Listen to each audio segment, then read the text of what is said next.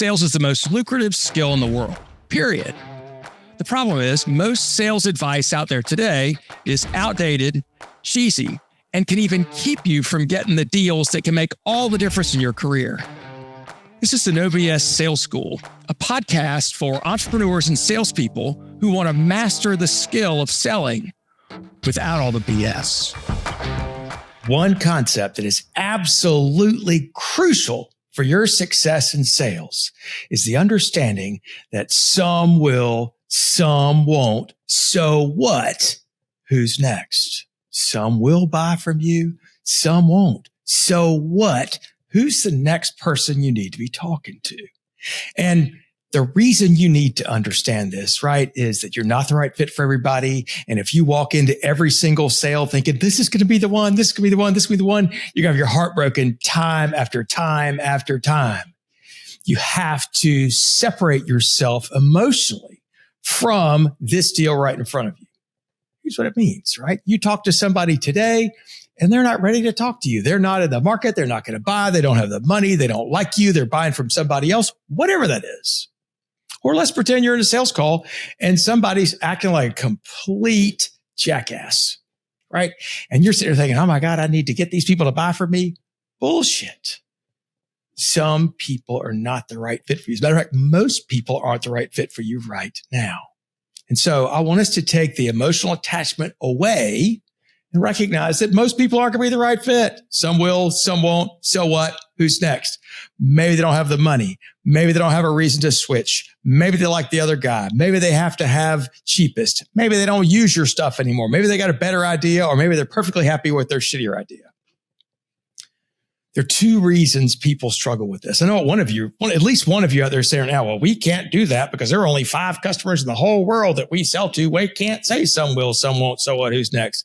Bullshit. Here's what I'm talking about. Not every project's the right one for you. Not everything they send you do you have to bid on, beg for, jump over hoops to get. There'll be plenty that you should not waste your bullets on. Don't waste your time. Be honest up front with yourself. It's not personal to you. And if a deal goes away, didn't go your way, here's what I want you to think. Okay, some will, some won't. So what? Who's next? 2 reasons people struggle with this. One is a scarcity mentality. They're desperately afraid that if I lose this one, there won't be another one. There's just nothing there. Oh, what am I going to do? Right? I've spent way too much time on this thing. And now if this doesn't close, I'm dead. Right? That is such a false belief. I want you to understand that there's tons of prospects out there.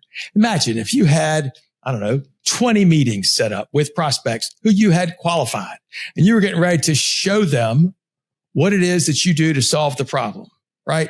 And you hadn't been able to disqualify them. They're qualified to receive your information. You got 20 meetings showing up in the row in the next 10 days.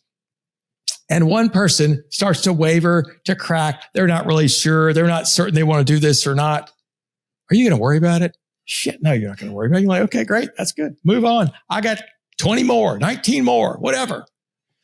Your pipeline is your lifeline. The more business you have coming up, the more prospect meetings you have coming up, the more brave you can be.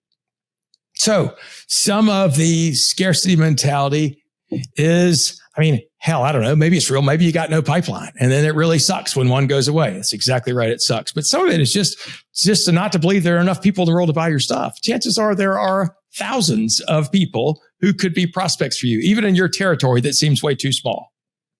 And remember, this is not forever.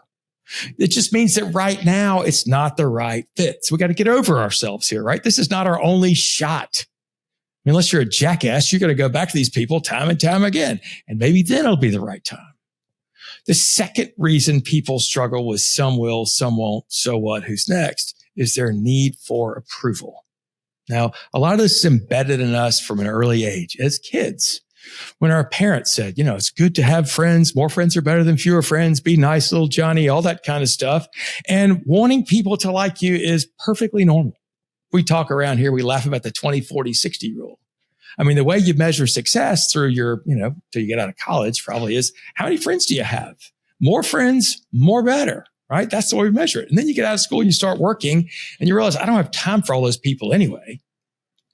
And, so you have to kind of cut back. But it's weird because you go into sales. Oh my God, people go into sales for all the wrong reasons. Like number one, somebody has told you, oh, you've got 1 million friends. You can talk to anybody. You should go into sales. Terrible reason to go into sales. You'll be so disappointed. You will learn to hate people. Right? Don't go into sales because you can talk to anybody and have lots of friends. That's because here's the thing. Sales ain't about talking and it ain't about making friends. Because it's funny. The people that on one hand will say, oh, it's just go out and make friends. Go build relationships with people. They equate that with making friends. It's not the same. But imagine, right? Go make friends with people is what we think. And then the other side of our mouth will say, you can't sell to friends. Don't ever try and sell to friends. Just won't work out. Okay. Bullshit. Here's what I'll tell you. What I want you to understand is that friends are great, but you probably already have enough friends at home.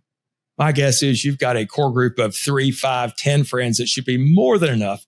If you need more friends than what you have right now and you're struggling with that, go get a dog.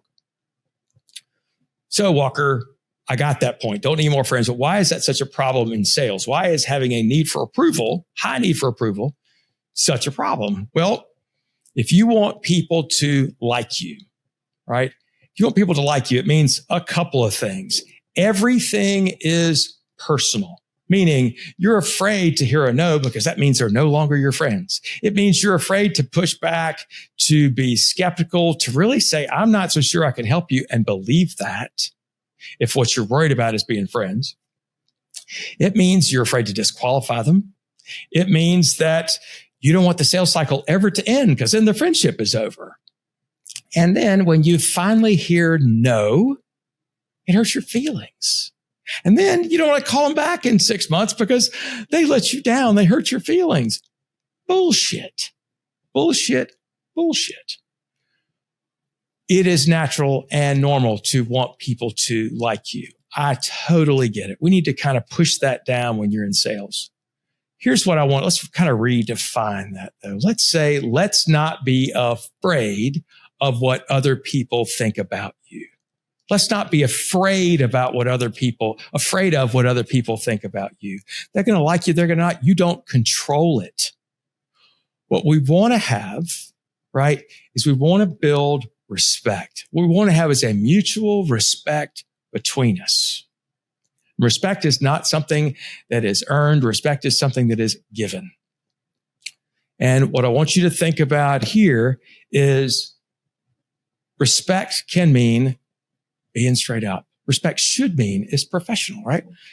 We ain't the right fit for y'all. Or you tell me you're not the right fit. I say, look, that's perfectly great. Thank you so much for telling me that. Thank you so much for telling me that.